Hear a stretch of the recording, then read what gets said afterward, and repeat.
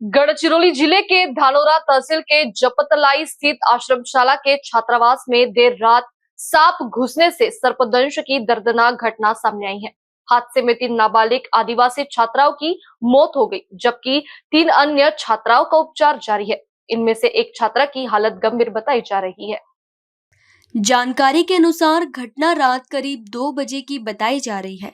उस समय छात्रावास के एक कमरे में करीब 69 छात्राएं सो रही थी। इसी दौरान कमरे में सांप घुस गया और कुछ छात्राओं को उसके काटने की जानकारी सामने आई।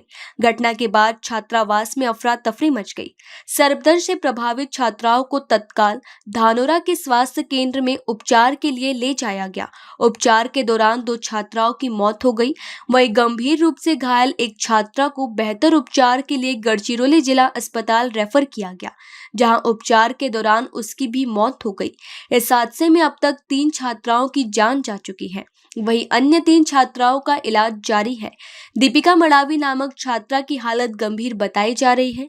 घटना के बाद छात्रावास में रहने वाली अन्य छात्राओं में भी भय और दहशत का माहौल है। कुछ छात्राओं को घबराहट, बेचैनी और उल्टी जैसी शिकायतें होने की जानकारी है। एहतियात के तौर पर कई छात्राओं को चिकित्सीय निगरानी में रखा गया है। हादसे के बाद आश्रमशाला में छात्राओं के लिए उपलब्ध सुविधाओं को लेकर भी सवाल उठ रहे हैं।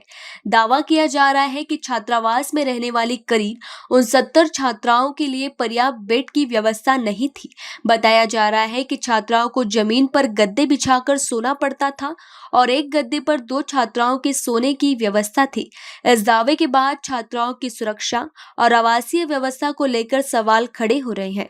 छात्रावास में जहरीले सांप और अन्य जीव जंतुओं से बचाव के लिए क्या इंतजाम किए गए थे, इसकी भी जांच की आवश्यकता है। आखिर सांप छात्रावास के कमरे तक कैसे पहुंचा और सुरक्षा व्यवस्था में कहीं चूक हुई थी या नहीं, यह जांच के बाद ही स्पष्ट हो सकेगा। जपतलाई की यह पुरानी पूर्ण अनुदानित आश्रमशाला एक संस्था द्वारा संचालित होने की जानकारी सामने आई है। दुर्गम क्षेत्र के आदिवासी विद्यार्थियों को शिक्षा उपलब्ध कराने वाली इस संस्था में छात्राओं के रहने और सुरक्षा की व्यवस्थाओं को लेकर अब सवाल उठ रहे हैं। विशेष रूप से बेड की कथित कमी और छात्राओं के जमीन पर सोने के दावे को गंभीरता से लेते हुए पूरे मामले की निष्पक्ष जांच की मांग उठ रही है। हालांकि इन आरोपों की वास्तविक स्थिति प्रशासनिक जांच के बाद ही स्पष्ट होगी। इसी बीच स्थानीय स्तर पर आश्रमशाला से संबंधित संस्था के संबंध स्थानीय विधायक डॉक्टर मिलिंद नरोटे के रिश्तेदार से होने की भी चर्चा सामने आई है। हालांकि इस संबंध की आधिकारिक पुष्टि अभी नहीं हुई है। ऐसे में घटना के बाद यह भी सवाल उठ रहा है कि स्थानीय जनप्रतिनिधि इस मामले में क्या भूमिका निभाते हैं और क्या आश्रमशाला की व्यवस्था की जांच की मांग की जाएगी। साथ ही जिले की अन्य आश्रमशालाओं में भी छात्र छात्राओं की सुरक्षा और मूलभूत सुविधाओं की समीक्षा किए जाने की मांग उठ रही है। इस दर्दनाक घटना ने गढ़चिरौली जिले की आश्रमशालाओं में आदिवासी विद्यार्थियों की सुरक्षा और मूलभूत सुविधाओं को लेकर गंभीर चिंता पैदा कर दी है। अब मांग की जा रही है कि जपतलाई आश्रमशाला सहित जिले की सभी आश्रमशालाओं का सुरक्षा ऑडिट कराया जाए। साथ ही छात्रावासों में पर्याप्त बेड, स्वच्छ और सुरक्षित आवासीय व्यवस्था, जहरीले जीव जंतुओं से बचाव के उपाय तथा आपातकालीन चिकित्सा व्यवस्था सुनिश्चित की जाए। यदि जांच में किसी स्तर पर लापरवाही सामने आती है तो संबंधित लोगों की जिम्मेदारी तय करने की मांग भी जोर पकड़ रही है। 3 मासूम छात्राओं की मौत के बाद अब सबसे बड़ा सवाल यही है कि आखिर ऐसी घटना दोबारा न हो। इसके लिए प्रशासन और आश्रमशाला प्रबंधन क्या ठोस कदम उठाता है।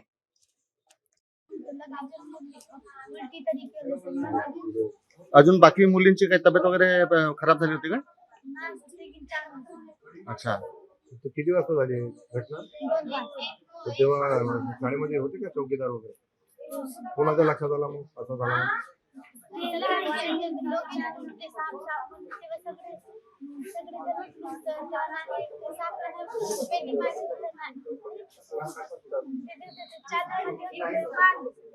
तुम्हाला पलंग नाही झोपासाठी? खाली झोपता? किती जण झोपता खाली सर्व? दोघे जण एका ठिकाणी, एका छटेवर. छटे आहे का गादी आहे? गादी चांगली आहे? कशी चांगली? शैक्षणिक व सांस्कृतिक विकास संशोधन संस्था द्वारा संचालित अनुदानित तथा प्राथमिक आश्रमशाला जपतलाई. कोणाची ती आश्रमशाळा? आदरणीय पोवासे साहेबांनी. काय झालं होतं? किती वाजताची घटना घडली होती? रात्रीला जवळपास 2 ते 2:30च्या दरम्यान घडली असावी. हं. कारण जेव्हा मुलं सर्व झोपेत होते, अच्छा. झोपलेले होते. हं. आणि त्या ठिकाणी आता किती मुलं आहेत सगळे तिथं? टोटल प्रेझेंट मुलं तिथं 79. 79. संस्थेचं नाव पुन्हा एकदा सांगा. कुपलिंगो शैक्षणिक व सांस्कृतिक विकास संशोधन संस्था गडचिरोली. तिथं राहण्याची व्यवस्था बरोबर होती का? हो सर, सर्व व्यवस्थित होते? सर्व व्यवस्था. शैक्षणिक व सांस्कृतिक विकास संशोधन संस्था गडचिरोली. काही स्वच्छतेचा अभाव वगैरे शाळेमध्ये? स्वच्छतेचा तर अभाव तर नाही. साप आतमध्ये शिरतो म्हणजे काहीतरी स्वच्छता कमी असावी तिथं. नाही, मुलांना कॉट नाही का राहण्यासाठी, झोपण्यासाठी कॉट वगैरे नाही का बरं? खाली हॉलमध्ये खाली गाद्या आहेत. कॉटची व्यवस्था पाहिजे. कॉटची व्यवस्था शासनानंच सांगितलेली आहे. प्रत्येक मुलाला कॉट असला पाहिजे. किती कॉट आहेत मग तिथं? तुम्ही मागणी नाही तर केली? सर्व 79 मुलं मुली दोन्ही आहेत का तिथं? नाही मुली आहेत. फक्त 79 मुली आहे आणि त्यांना झोपायला जागा म्हणजे कॉट नाहीच. मॅडम, प्राथमिक माहितीनुसार त्या ठिकाणी कोणीच कर्मचारी उपस्थित नव्हते असं माहिती आहे. नाही होते सर. कर्मचारी लेडीज होती आणि एक चौकीदार. सगळे विद्यार्थी मुलींचं मुलीचं वस्तीगृह वेगळं आहे, मुलांचं वस्तीगृह वेगळं आहे. पण दिल्यानं मुलांना स्वतंत्र भाषण दिलं, सांगितलं या बाबतीत बोललो का कोण भाषण केलं होतं? सांस्कृतिक कार्यक्रम कोण केलं? माध्यमिक विद्यालयात पुस्तकाचं नाव का? ताटपल्लीवार. पूर्ण नाव काय मुख्याध्यापकांचं? प्रशांत विलासराव ताटपल्लीवार. प्रशांत ताटपल्लीवार. अच्छा. त्या कार्यक्रमाला अजून कोण कोण आले होते? गावातील 33 नागरिक होते. राजू पाटील करंगामी. अच्छा. राजू पाटील कंगामी, करंगामी. बिघडल्यानंतर मॅडम काही भाग्यश्री चिलंबा. रुग्णवाहिकेने आणलं का रात्री? नाही रुग्णवाहिका उपलब्ध नाही झाली. खासगी गाडी करून आणली. खाजगी गाडी केली. जप्ताला यायला गाडी मिळाली आपल्याला? मोवाडला 1 किलोमीटर वरती. 1 किलोमीटर आहे ना, याच्यावरच आहे. 1 किलोमीटर दुरून गाडी बोलावली खाजगी आणि त्या गाडीमध्ये टाकून यांना आणलं. किती वाजता आला? जेव्हा झाल्याबरोबरच मुलींनी सांगितलं धानोरा ग्रामीण 3 वगैरे वाजले असतील तिथे पोहोचायला. कारण रस्ता खूप खराब आणि 10 किलोमीटरच्या अंतरासाठी आम्हाला 25 किलोमीटर राऊंड मारून यावं लागलं. यावं लागलं. कोणता खराब आहे? धानोरा ते जप्तला. खराब आहे. त्याच्यामुळे कुठून यावं लागलं? मोहलीवर.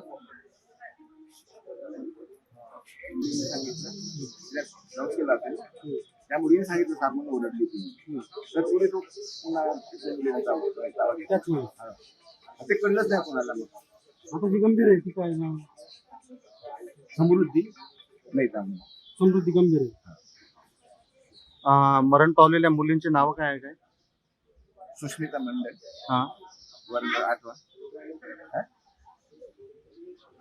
कोण बरोबर ना? सुष्मिता गेली थांबून अनु कोरेती आणि दीपिका लकरा. सुष्मिताचं वय काय? 8 वर्गात. 8व्या वर्गात म्हणजे 8 आणि 6 14 वर्ष. अच्छा. दुसरी 6वा वर्ग. दुसरा वर्ग. अनु हे 2ऱ्या वर्गामध्ये आहे. 8 वर्ष. म्हणजे 14 वर्ष,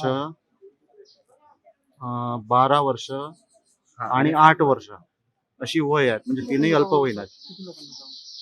तर इथे आले 5 लोकांना आणलं. तिथं 3 आहे. पुढे नाही ना सर. तिथं 2. तिथे 2 आणि 7 लोकांना जाऊ. 5. 5 लोकांना.